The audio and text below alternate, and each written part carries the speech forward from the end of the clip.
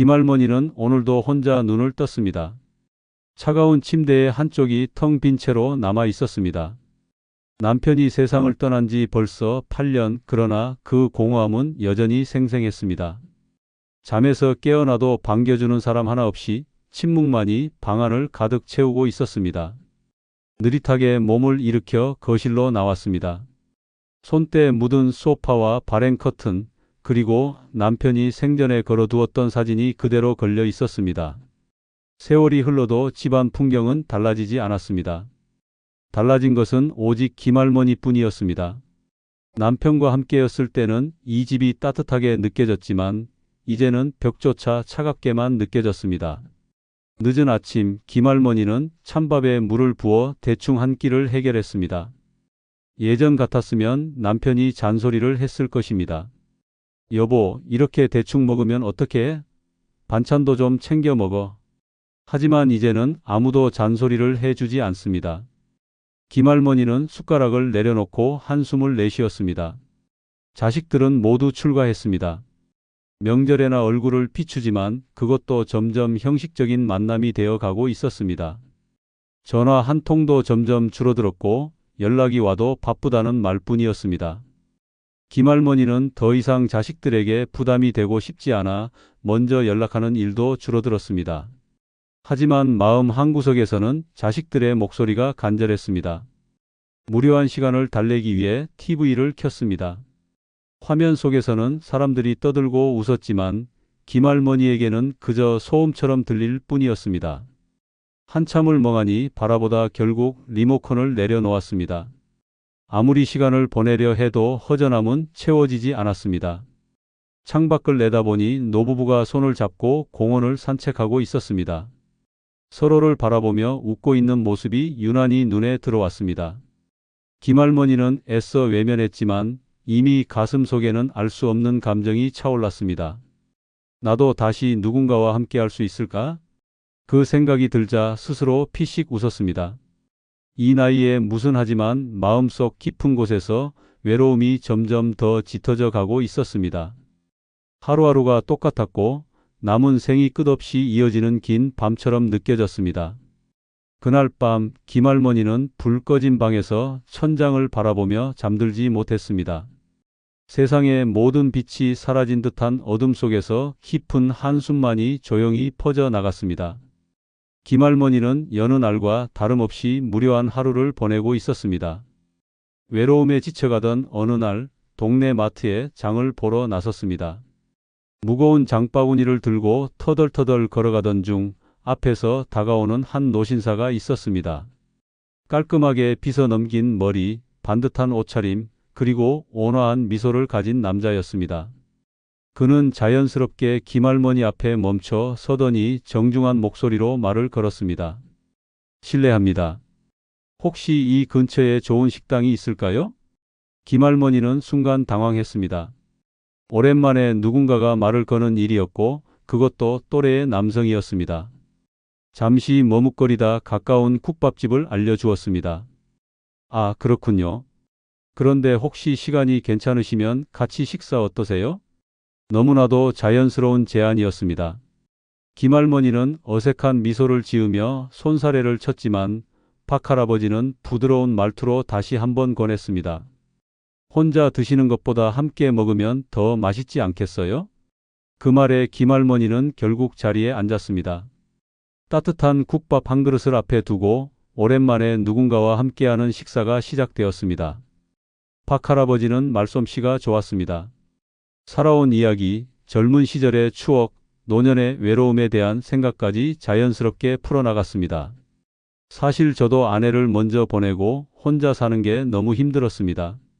자식들은 다 바쁘고 하루하루가 지루하기만 했어요. 김할머니는 그 말에 깊이 공감했습니다. 자신과 같은 처지의 사람이 또 있다는 것이 위로처럼 느껴졌습니다. 박할아버지는 김할머니의 이야기를 경청하며 따뜻한 눈빛을 보냈습니다. 식사가 끝난 후 박할아버지는 조심스럽게 말을 꺼냈습니다. 오늘 이렇게 우연히 뵌 것도 인연인데 가끔 만나서 식사라도 함께하면 어떨까요? 김할머니는 순간 망설였습니다. 하지만 외로운 나날을 보내던 그녀에게 이 만남은 작은 희망처럼 느껴졌습니다. 결국 김할머니는 조심스럽게 고개를 끄덕였습니다. 그날 이후 두 사람은 자주 연락을 주고받으며 함께 시간을 보냈습니다. 공원을 걷고 찻집에서 담소를 나누고 함께 시장을 보러 가기도 했습니다. 박할아버지는 언제나 자상했고 김할머니를 따뜻하게 배려해 주었습니다. 박할아버지와의 만남이 잦아질수록 김할머니의 마음속에 알 수 없는 감정이 싹텄습니다. 오랜 세월 외로움에 지쳐가던 그녀에게 박할아버지는 한 줄기 따뜻한 햇살처럼 느껴졌습니다. 함께 있으면 웃을 일이 많아졌고 아무도 들어주지 않던 그녀의 이야기를 경청해주는 사람이 생겼습니다. 어느 날 박할아버지는 다정한 목소리로 김할머니를 바라보며 말했습니다. 할머니, 저희 나이에는 시간이 참 소중하지 않나요? 그 말에 김할머니는 조용히 고개를 끄덕였습니다. 시간이 흐를수록 더욱 깊어지는 외로움을 누구보다 잘 알고 있었습니다. 박할아버지는 김할머니의 손을 살며시 잡았습니다. 혼자 사는 것도 이제 지겹지 않으세요? 저와 함께하면 어떨까요? 심장이 크게 요동쳤습니다. 예전 같았으면 손을 뿌리쳤을지도 모릅니다. 하지만 지금은 달랐습니다. 박할아버지의 손길은 따뜻했고 그의 눈빛은 진심처럼 보였습니다. 김할머니는 불안과 설렘이 뒤섞인 마음으로 조용히 입을 열었습니다. 저 같은 사람을 받아주실 수 있겠어요? 박할아버지는 미소를 지으며 단호하게 대답했습니다. 함께라면 더 이상 외롭지 않을 겁니다. 그날 이후 박할아버지는 적극적으로 재혼 이야기를 꺼냈습니다. 그는 김할머니에게 미래를 함께하자는 말을 자주 했고 결혼하면 외롭지 않을 거라고 장담했습니다. 자식들에게 이야기하면 반대할 수도 있다는 생각이 들었지만 김할머니는 어느새 그에게 기대고 싶다는 마음이 커져가고 있었습니다. 박할아버지는 김할머니를 더욱 다정하게 대했습니다. 공원 산책을 할 때면 자연스럽게 손을 잡았고 식사 자리에서는 그녀의 반찬을 먼저 챙겨주었습니다. 이제부터는 제가 할머니를 지켜드릴게요. 그 말이 김할머니의 가슴을 파고들었습니다.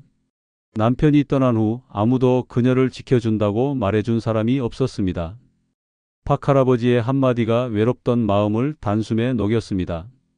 며칠 후 박할아버지는 조심스럽게 김할머니에게 프로포즈를 했습니다. 서로 외롭게 살지 말고 남은 시간이라도 함께해요. 후회하지 않도록. 김할머니는 긴 시간 고민했습니다. 그러나 결국 오랜 외로움을 견딜 수 없어 박할아버지의 손을 잡았습니다. 그리고 마침내 두 사람은 가족들에게 알리지 않은 채 조용히 재혼을 결정했습니다.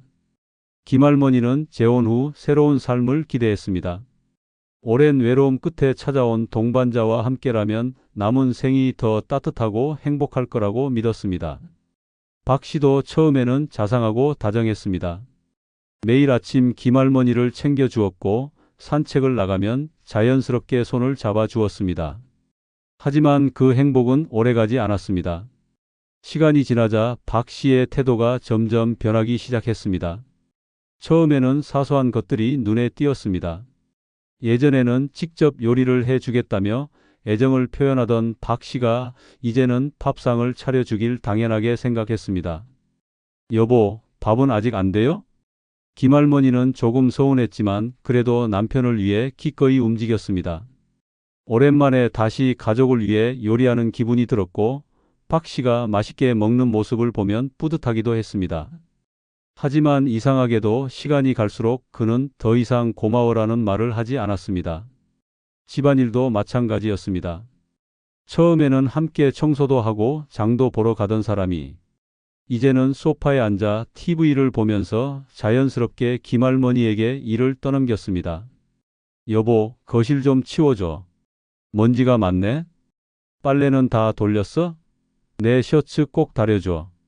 김할머니는 불편했지만 남편이 편하게 지내길 바라는 마음에 묵묵히 그의 요구를 들어주었습니다. 하지만 점점 김할머니의 하루는 집안일로 가득 차기 시작했습니다. 마치 아내가 아니라 가정부가 된 듯한 기분이 들었습니다. 더 이상 다정한 말도 따뜻한 눈빛도 사라져 갔습니다. 예전에는 김할머니의 손을 꼭 잡고 당신 덕분에 행복하다라고 말해 주던 박 씨가 이제는 무뚝뚝하게 혼자 휴대폰만 들여다보고 있었습니다. 여보, 요즘 왜 이렇게 바빠요? 김할머니가 조심스럽게 물었지만 박 씨는 시큰둥한 얼굴로 대답했습니다. 그냥 피곤해서 그래. 예전과는 확연히 달라진 태도였습니다. 김할머니는 마음이 서늘해지는 걸 느꼈습니다. 설마 내가 잘못한 걸까? 내가 뭔가 부족해서 그런 걸까? 스스로 자책하기 시작했습니다. 그러던 어느 날 우연히 박 씨가 전화를 받는 모습을 보았습니다. 평소와는 다른 조심스러운 태도였습니다. 목소리는 낮았고 누군가와 심각한 대화를 나누는 듯 했습니다. 아직 해결 못했어. 조금만 기다려. 김할머니는 순간 가슴이 철렁 내려앉았습니다. 도대체 무슨 일일까? 왜 자신에게는 말하지 않는 걸까? 불안한 예감이 그녀를 서서히 잠식해 갔습니다. 그날 밤 김할머니는 잠을 이루지 못했습니다. 박 씨는 점점 멀어지고 있었고 그녀는 알지 못하는 어떤 비밀이 그와 함께하는 삶을 뒤흔들고 있었습니다. 김할머니는 불안한 마음을 애써 다독이며 하루하루를 보냈습니다. 박 씨의 태도는 변함없이 무관심했고 그녀는 점점 더 소외감을 느꼈습니다. 대화도 줄어들었고 식사 시간에도 각자 휴대폰만 바라보며 조용히 밥을 먹었습니다. 함께 살면서도 점점 더 낯선 사람이 되어 가는 기분이 들었습니다. 어느 날 김할머니 앞으로 한 통의 우편물이 도착했습니다. 은행에서 온 등기 우편이었습니다. 이상한 기분이 들어 봉투를 뜯어보니 낯선 서류가 가득했습니다. 대출 연체 통지서. 김할머니는 순간 머리가 하얘졌습니다. 그녀의 이름으로 된 대출 내역이었고 상당한 금액이 적혀 있었습니다. 더 충격적인 것은 그동안 단 한 번도 상환이 이루어지지 않았다는 사실이었습니다. 믿을 수 없었습니다. 자신은 대출을 받은 적이 없었습니다. 그런데 어떻게 이런 일이 벌어진 것인지 이해할 수 없었습니다. 손이 떨려 서류를 꼭 쥔 채 거실로 나갔습니다. 박 씨는 소파에 앉아 태연하게 TV를 보고 있었습니다. 김할머니는 떨리는 목소리로 물었습니다. 여보, 이게 뭐예요? 박 씨는 그녀가 들고 있는 서류를 보더니 순간 얼굴이 굳어졌습니다. 하지만 이내 태연한 척하며 시선을 돌렸습니다. 아, 그거. 내가 급해서 잠깐 당신 명의로 대출을 받았어. 걱정하지 마. 곧 갚을 거야. 김할머니는 충격의 말을 잇지 못했습니다. 내 명의로 대출을 받았다고요? 왜 제 허락도 없이 그런 일을 했어요? 박 씨는 한숨을 쉬며 성가신 듯한 표정을 지었습니다. 별일 아니야. 그냥 절차가 좀 복잡해서 당신 이름을 빌린 것뿐이야. 곧 정리될 거니까 괜히 호들갑 떨지 마. 김할머니는 가슴이 쿵 하고 내려앉았습니다. 믿었던 남편이 자신 몰래 빚을 낸 것도 모자라 마치 대수롭지 않은 일처럼 행동하는 모습이 너무나 낯설게 느껴졌습니다. 이건 내 문제가 아니라 우리 문제예요. 이런 큰일을 왜 혼자 결정했어요? 박 씨는 짜증이 섞인 목소리로 대답했습니다. 당신한테 말하면 괜히 걱정할 것 같아서 그랬어. 당신은 신경 쓰지 말고 그냥 있으면 돼. 김할머니는 가슴이 무너지는 기분이었습니다. 처음에는 따뜻했던 사람이 이렇게 변해버릴 줄은 꿈에도 몰랐습니다. 이제야 모든 것이 이해되었습니다. 박 씨가 점점 무관심해진 이유, 통화를 조심스러워했던 모습, 그녀를 집안일 도우미처럼 대했던 행동들, 모든 것이 하나로 연결되었습니다. 김할머니는 서류를 꼭 쥐고 아무 말 없이 자리를 떠났습니다. 박 씨는 별 관심 없다는 듯 다시 TV 화면을 바라보며 리모컨을 눌렀습니다. 김할머니는 깊은 한숨을 내쉬었습니다. 이제야 깨달았습니다. 자신이 돌이킬 수 없는 함정에 빠졌다는 사실을. 김할머니는 손에 쥔 대출 서류를 내려다보며 깊은 한숨을 내쉬었습니다. 믿었던 남편이 자신 몰래 대출을 받았다는 사실이 도저히 받아들여지지 않았습니다. 박 씨의 태도는 더욱 이해할 수 없었습니다. 마치 별일 아니라는 듯 무심했고 김할머니의 불안과 분노를 전혀 개의치 않는 모습이었습니다. 며칠이 지나도 박 씨는 대출에 대한 언급을 하지 않았습니다. 마치 아무 일도 없었던 것처럼 행동하며 김할머니가 차려준 밥을 먹고 집안일을 시키고 TV 앞에 앉아 시간을 보냈습니다. 김할머니는 참을 수 없었습니다. 다시 한번 대화를 시도했지만 돌아오는 대답은 똑같았습니다. 걱정하지 말라니까. 곧 갚는다니까 왜 이렇게 호들갑이야? 김할머니는 더 이상 참지 못하고 은행에 직접 찾아갔습니다. 상담 직원에게 대출 내역을 확인한 순간 그녀의 온몸이 얼어붙었습니다. 한 건의 대출이 아니었습니다. 김할머니의 명의로 여러 금융기관에서 그에게 대출이 이루어져 있었습니다. 박 씨가 말했던 것보다 훨씬 심각한 상황이었습니다. 직원은 연체가 계속되면 신용불량자가 될 수 있다고 경고했습니다. 김할머니는 두려움에 휩싸였습니다. 자신이 빚을 진 것도 아닌데 남편의 행동으로 인해 모든 책임을 떠안게 될지도 모른다는 생각이 들었습니다. 집으로 돌아와 박 씨에게 따져 물었습니다. 이게 뭐예요? 한두 건이 아니잖아요. 도대체 얼마나 더 제 이름을 이용한 거예요? 박 씨는 짜증 섞인 표정을 지으며 김할머니를 노려보았습니다. 뭘 그렇게 예민하게 굴어? 다 방법이 있으니까 조용히 좀 해. 김할머니는 억장이 무너지는 기분이었습니다. 처음에는 다정했던 남편이 이제는 대놓고 화를 내며 그녀를 무시하고 있었습니다. 그의 말투에서는 더 이상 애정도 미안함도 느껴지지 않았습니다. 오히려 자신이 문제라는 듯한 태도였습니다. 그날 밤 김할머니는 잠을 이룰 수 없었습니다. 박 씨는 자신의 삶을 망치고 있었습니다. 하지만 더 무서운 것은 이제야 그 사실을 깨달았다는 것이었습니다. 박 씨는 점점 더 뻔뻔해졌습니다. 빚을 갚기는커녕 김할머니에게 생활비까지 요구하기 시작했습니다. 당신도 돈 좀 있잖아. 당장 은행에서 갚으라고 독촉하는데 뭐라도 좀 내야 하지 않겠어? 김할머니는 참담한 기분이 들었습니다. 이제는 남편이 아니라 빚쟁이와 함께 사는 기분이었습니다. 자신이 사랑했던 사람은 어디로 갔는지 알 수 없었습니다. 혼자만의 착각이었습니다.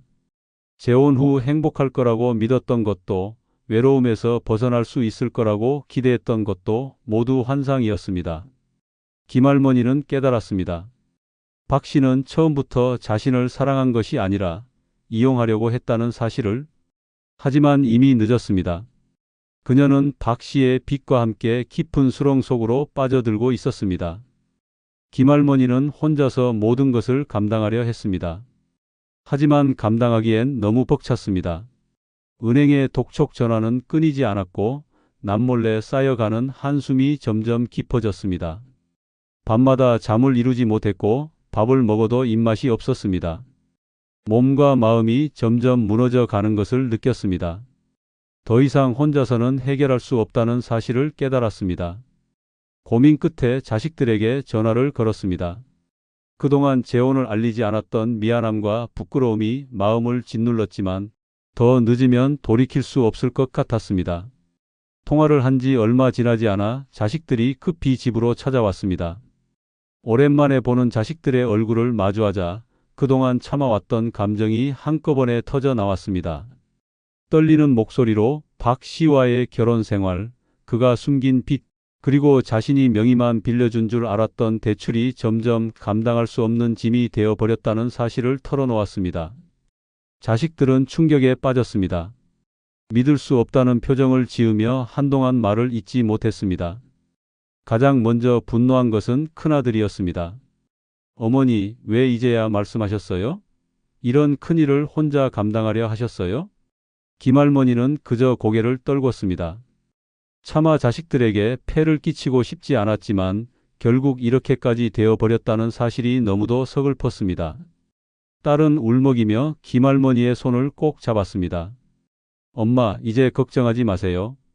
이건 엄마 혼자 해결할 일이 아니에요. 우리가 도울게요. 자식들은 즉시 변호사를 찾았습니다. 박 씨가 김할머니의 명의를 도용해 빚을 낸 부분에 대해 법적 대응을 준비했고 대출 기관에도 연락해 상황을 설명했습니다. 박 씨가 더 이상 김할머니의 돈을 이용할 수 없도록 모든 계좌를 정리하고 남은 빚에 대해서도 해결 방법을 찾아 나갔습니다. 며칠 후 자식들은 박 씨를 직접 찾아갔습니다. 그동안 무심했던 태도와는 달리 박 씨는 자식들의 단호한 모습에 당황하는 기색이 역력했습니다. 큰아들은 분노를 참지 못하고 단호하게 경고했습니다. 우리 어머니한테 더 이상 기대하지 마세요. 당신이 저지른 일 더는 묵과하지 않겠습니다. 박 씨는 억울하다는 듯 변명했지만 더 이상 통하지 않았습니다. 법적 대응까지 준비된 상황에서 그는 결국 김할머니를 완전히 놓아줄 수밖에 없었습니다. 김할머니는 마침내 박 씨와 완전히 결별했습니다. 모든 것이 끝난 후 김할머니는 깊은 한숨을 내쉬었습니다. 자식들에게 미안하고 고마운 마음이 교차했지만 이제라도 다시 삶을 되찾을 수 있다는 사실이 다행스럽게 느껴졌습니다. 그날 밤 김할머니는 오랜만에 깊은 잠에 들었습니다. 더 이상 독촉 전화에 시달릴 필요도 눈치 보며 살아갈 필요도 없었습니다. 자식들의 사랑과 도움 덕분에 다시 살아갈 희망을 얻었습니다. 비록 상처는 남았지만 이제는 혼자가 아니라는 사실이 김할머니를 위로해 주었습니다.